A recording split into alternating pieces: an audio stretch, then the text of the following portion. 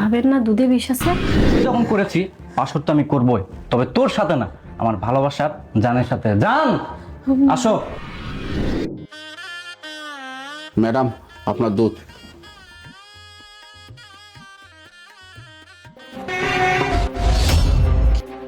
দুধ খাবেন না? দুধে বিষ আছে। চাচা, আপনি এগুলো কি বলছেন? দুধে বিষ আছে মানে? হ্যাঁ মা, দুধ খেয়ে না, দুধে বিষ আছে মা। কিন্তু আমি বুঝতে পারলাম না, আমার দুধের গ্লাসে বিষ কে দেবে? না মা, এত কথা বলার মতো সময় আমার নাই মা। আমি যা বলতেছি সত্য বলতেছি মা, আমি যাই মা। চাচা, আরে চাচা, হায় আল্লাহ, আমি কিছুই বুঝতে পারলাম না। আমার দুধের গ্লাসে বিষ?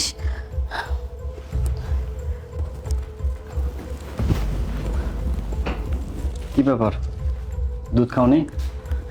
এ মানে আমি দুধ খাই না। খাই না মানে? না বললে হবে, খাও। আমি বলছি তো, আমি দুধ খাই না। এই বারবার কথা পেঁচাচ্ছিস কেন? খা বলছি। আরে আপনি আমার সাথে এভাবে কেন কথা বলছেন? আজকে আমাদের প্রথম রাত, আর আপনি আমার সাথে এত বাজে ব্যবহার করছেন। এই তোর সাথে কি আমি আপনি করে কথা বলবো? তোকে তুই বলছি, এটাই অনেক বেশি। খা বলছি। না, এই দুধ আমি কিছুতেই খাবো না, কারণ আমি খুব ভালো করেই জানি এই দুধের মধ্যে বিষ আছে। তাহলে জেনে গেছিস না দুধে বিষ আছে? তাহলে শোন, দুধে আমি বিষ দিয়েছি। কেন দিয়েছি জানিস? তোকে মারার জন্য। আর আমি তোকে কেন বিয়ে করেছি সেটাও শোন। তোকে বিয়ে করেছি তোর বাবার টাকা পয়সা, ধন সম্পদ, ব্যাংক ব্যালেন্স এসবের জন্য। না হলে আমি তোকে কখনোই বিয়ে করতাম না। আর আমি এটাও জানি এই সমস্ত কিছু আছে তোর নামে। হ্যাঁ, আপনি যা জানেন সবই সত্যি, কিন্তু এর পিছনে একটা রহস্য লুকিয়ে আছে। আপনি হয়তো জানেন না, আমরা 3 ভাই বোন। আমি সবার বড়। আমার ছোট আরো একটা ভাই, আরো একটা বোন আছে। তারা বাইরে থেকে পড়াশোনা করে। আর আমার বাবা যখন মারা যায়, তখন তারা দেশে আসতে পারেনি। আমার বাবার শেষ কাজটা ওরা করতে পারেনি। আমার বাবা মারা যাওয়ার সময় আমাকে সব সম্পত্তি লিখে দিয়ে যায়, আর আমাকে বলে, মা, আমার তোর উপর পুরা বিশ্বাস আছে, তুই তোর ভাই বোনদেরকে কখনো ঠকাবি না। আমি যখন থাকবো না, তখন তোর ভাই বোনদেরকে এই সম্পত্তিগুলো সমানভাবে ভাগ করে দিস। আমার বাবা মরে গেছে, কিন্তু বিশ্বাস করুন, আর কিছুদিন পরে আমার ভাই আর বোন দেশে আসবে, তখন আমি তাদের ভাগ তাদেরকে দিয়ে দেব। আপনাকে আমি কথা দিচ্ছি, আপনি যখন আমাকে বিয়ে করেই ফেলেছেন, আমার কি দোষ ছিল বলুন? আপনার সম্পত্তির লোভে কেন আমার জীবনটা নষ্ট করে দিলেন? এই শোন, এত কথা শোনার মতো সময় আমার হাতে নেই। বিয়ে যখন করেছি পাশর তো আমি করবই, তবে তোর সাথে না, আমার ভালোবাসার জানের সাথে। জান আসো।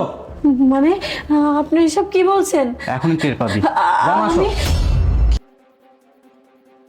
হ্যাঁ জান, চলে এসেছি তোমার সঙ্গে বসে। বসো। এটাই হলো আমার জান। তুই শুধু এখন দেখবি আর জ্বলবি। যা তুই বাইরে যা, যা। দেখুন, আমি বাইরে কোথায় যাব বলুন? যতই হোক, আমি তো আপনার বিয়ে করা বউ।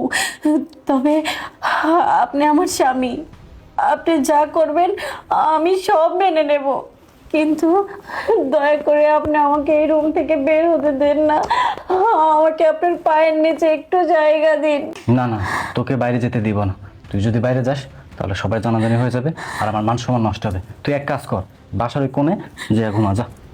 তুই রুমের কোনায় গিয়ে ঘুমা যা। নিচে নাম, নাম বলছি, নামবে। যা উপরে। কি যে শান্তি।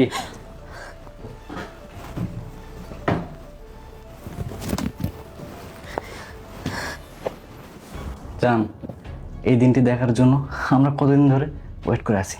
চলো আমরা আমাদের কাজ করি।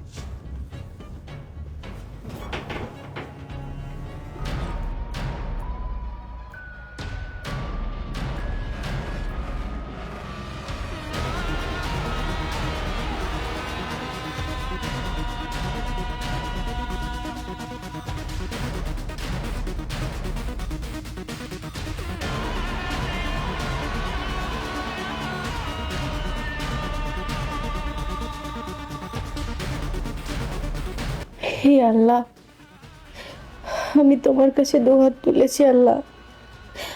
আমি তোমার কাছে কিছুই চাই না, তুমি আমার ভাগ্যে যা লিখেছ আমি তাতেই সন্তুষ্ট।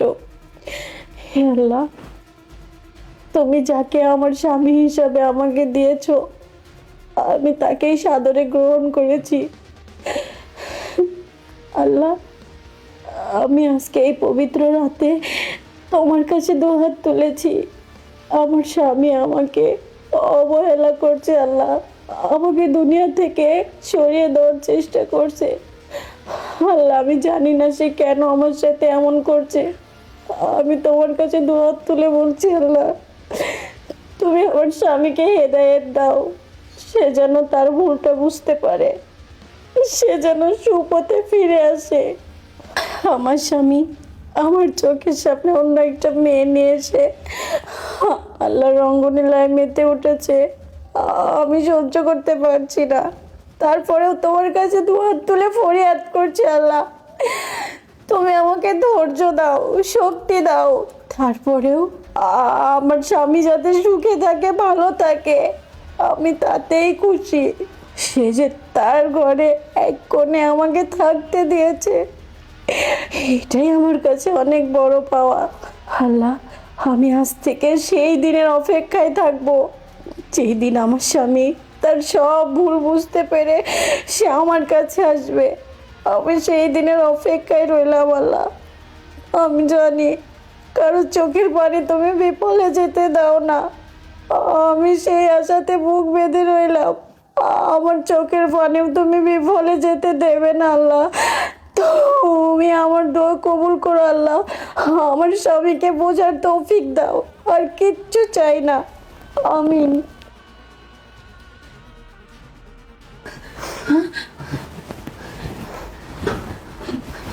আপনি বিশ্বাস করুন, আমি আপনাদেরকে কোনো ডিস্টার্ব করতে চাইনি।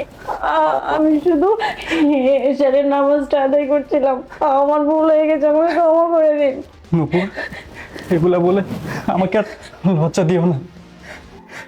তোমার মন এত বড়, তুমি এত ভালো মনের মানুষ, তার আমার আগে জানা ছিল না।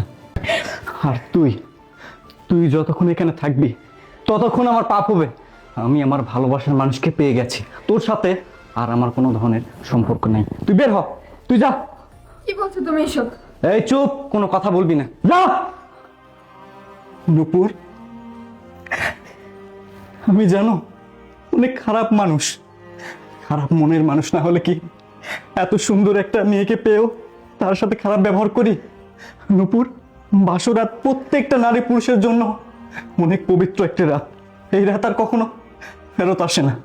আর এই রাতে দেখো, আমি তোমার সাথে অনেক খারাপ ব্যবহার করেছি।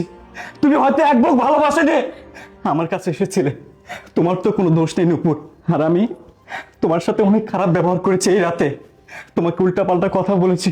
শুধু তাই না, আমি তোমাকে সত্যি কথা বলতে তোমার সয় সম্পত্তির জন্য বিয়ে করেছিলাম, কিন্তু তুমি যখন মোনাজাতের সময় আমাকে নিয়ে কথাগুলো বললে না ওই আল্লাহর কাছে, তখন জানো নূপুর, আমার কলিজাটা ফেটে যাচ্ছিল। আমার মনে হচ্ছিল আমি মনে হয় এতদিন খারাপ পথে ছিলাম। নূপুর, আমি আমার ভুল বুঝতে পেরেছি।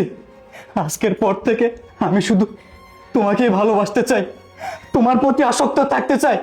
আমি কথা দিচ্ছি, তোমার ধন সম্পদ, টাকা পয়সা, আভিজাত্য কোনো কিছুর দরকার নেই। আমার শুধু দরকার তোমার ভালোবাসা। তুমি শুধু আমাকে একটু ভালোবাসা দিও। জানো নূপুর, আমি ভালোবাসার কাঙাল। আমার মা বাবা নেই, আমি মানুষের কাছে মানুষ হয়েছি। এই জন্য সত্যিকারের ভালোবাসা কাকে বলে তা আমার জানা নেই। নূপুর, নূপুর, তুমি আমাকে ভালোবাসবে নূপুর। আমি তোমার প্রতি আসক্ত থাকতে চাই নূপুর। তুমি একজন ভালো মনের একজন মানুষ, তুমি আমার সত্যিকারের বউ। আরে, আপনি এগুলো কি করছেন? আপনি আমার পায়ে ধরে আমাকে পাপিষ্ঠ কেন বানাচ্ছেন? আপনি জানেন না স্বামীর পায়ের নিচে স্ত্রীর বেহেশত?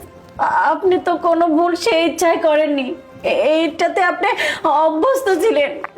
কিন্তু আপনি যে আমার কথাগুলো শুনে নিজেকে এত তাড়াতাড়ি পরিবর্তন করবেন আমি ভাবতেও পারিনি।